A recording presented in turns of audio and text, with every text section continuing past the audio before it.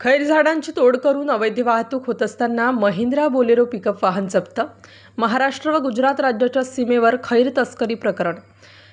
त्र्यंबक तालुक्यात वनविकासच्या राखीव वनक्षेत्रात दिनांक 7 जून रोजी रायता फिरते पथक पेठमधील वनपरिक्षेत्रातील वनाधिकारी गस्त करून वनसंरक्षणाची कामे करत असताना रायता वनपरिक्षेत्रातील कक्ष क्रमांक 138 बाफनवीर बिटामधून काही अज्ञात आरोपी अवैधरित्या खैर झाडांची तोड करून गुजरात राज्यात वाहनाने वाहतूक करत असल्याची माहिती मिळताच वनाधिकाऱ्यांनी कक्ष क्रमांक 138 मध्ये खडकवड गावानजदीक महाराष्ट्र व गुजरात राज्याच्या बॉर्डरवर गावालगत सापळा रचून अवैधरित्या खैर झाडाची तोड करून वाहनामध्ये भरणा करून घेऊन जात असताना एक वाहन महिंद्रा कंपनीचे pickup MH29 BE 7147 Bolero pickup जप्त करण्यात आली।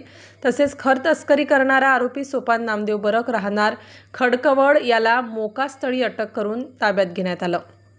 तसेच इतर सहकारी अंधाराचा फायदा घेत संशयित आरोपी गणेश सकाराम बुधर राहणार काकडपाना तालुका त्र्यंबक जिल्हा नाशिक व शैलेश हिदुले राहणार वडोडी तालुका कपराळा जिल्हा वलसाड राज्य गुजरात, प्रवीण पंढरीनाथ बहाले, विनोद असलकर, नवसुल वहार, महेंद्र पटेल हे पसार झाले आहेत। जप्त केलेल्या वाहनामध्ये खैर नग 50, 1.616 घनमीटर मुद्देमालासह अंदाजे 5 लाख रुपयाचे मोकास्थळावर जप्त करण्यात आले। भारतीय वन अधिनियम 1927 कलम 26 चे ड.इ. फ. कलम 52 चे 1, 2, 42, 1, 2 नुसार वनगुन्हा नोंद करण्यात आला। त्र्यंबक तालुक्यात झालेल्या या कार्यवाहीमुळे गुजरात महाराष्ट्र बॉर्डरवर खैर वन तस्करांवर नक्कीच काही प्रमाणात अंकुश लागेल अशी परिसरात चर्चा आहे। सदरची कार्यवाही नाशिक वनप्रकल्प विभागातील रायता व फिरते पथक पेठ वन परिक्षेत्रातील अधिकारी व कर्मचाऱ्यांनी संयुक्तपणे केली।